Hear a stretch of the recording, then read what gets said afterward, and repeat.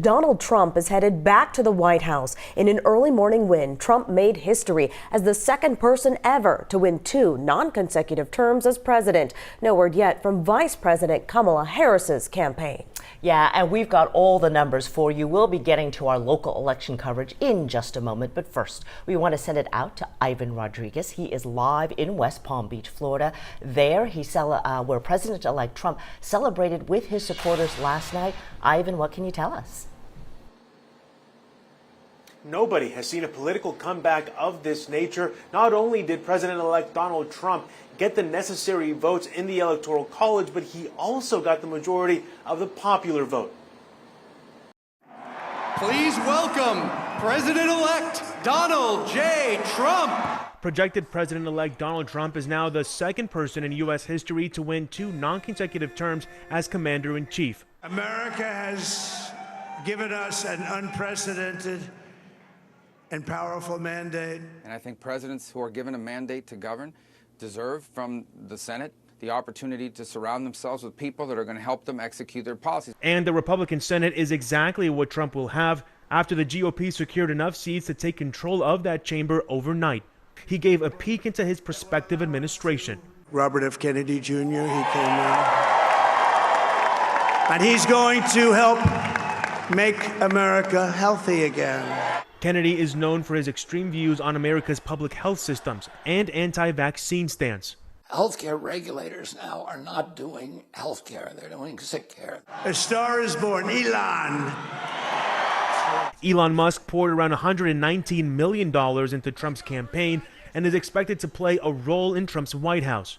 Republican and former Representative Liz Cheney, who campaigned with Vice President Kamala Harris, tweeted this morning that our nation's democratic system functioned last night, and we have a special responsibility to support and defend our Constitution. In West Palm Beach, Florida, I'm Ivan Rodriguez reporting. Is expected to deliver remarks later this afternoon, possibly around 4 p.m. at Howard University. And she's expected to call now President-elect Donald Trump and concede the election. Live in West Palm Beach, Florida, I'm Ivan Rodriguez. Ivan, thank you so much for that report. Back here closer to home, let us recap the race for Texas's U.S. Senate seat. Incumbent Senator Ted Cruz has beaten Congressman Colin Allred with 53% of the vote over his 44%. And while the final votes are still being tallied this morning, CBS News is predicting that Republicans will gain control of the Senate. Devon Raming joining us this morning, this noon hour, live at the Harris County Election Headquarters. And Devon, votes still being counted there.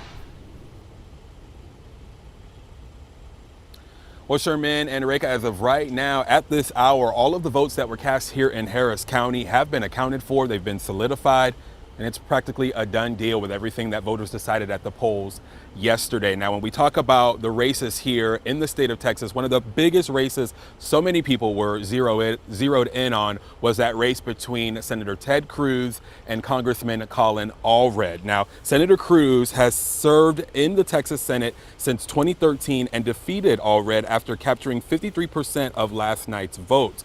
Last night, he was joined by his family and supporters in downtown Houston alongside Harris County District Attorney Kim Ogg. Cruz took the time to thank his supporters while also thanking his opponent Colin Allred, who he commended for running a, quote, hard-fought campaign.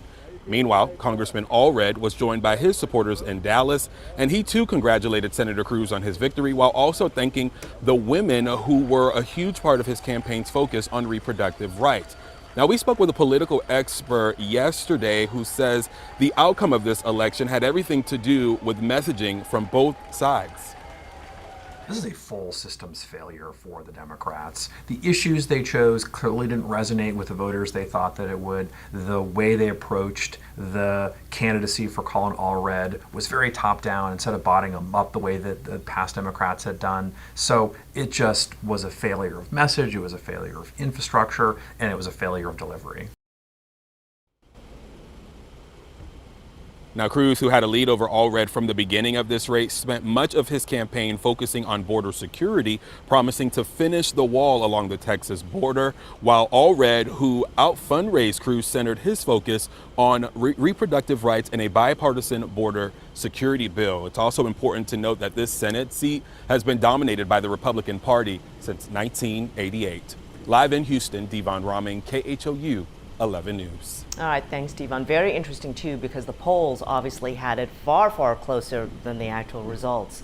Very interesting. All right, thanks, Devon. As your education station, we have been closely following Houston ISD's $4.4 billion bond proposal, but neither of its two parts, Propositions A and B, passed. Almost 58% of voters voted against Proposition A, which would have allocated $3.96 billion to school renovations and safety. And 58% said no to Proposition B, which would have given $440 million to HISD schools for technology equipment and infrastructure. Julissa Garza live from HISD headquarters this morning with the district's response to this. Julissa. Well, Reka, this is not the outcome that Superintendent Mike Miles was expecting. He issued a statement late last night saying he was feeling optimistic about the bond proposal. Now, since that statement was released, we did get a chance to speak with the superintendent in person. Houston ISD's $4.4 billion bond proposal was one of several items voters decided on the November 5th ballot. Proposition A asking voters to approve $3.96 billion to update the district's infrastructure, and Proposition B aimed at upgrading the district's technology across schools and issue $440 million to fund that. In the end, voters said no to both. I think some people conflated politics with putting kids first. I think they're thinking about the intervention instead of what do our kids need. Mm-hmm. And the kids need these facilities. Superintendent Mike Miles speaking to KHOU 11 News today, saying without the bond, the district will still do what they can to provide upgrades. We'll go out for grants. We'll go to TEA to try to get some more money from the legislature, but it won't make up for $4.4 billion worth of need that our schools have. KHOU also spoke with political experts who explained why the bond may have not passed. You can't win a bond election if you've got both parties mad at you.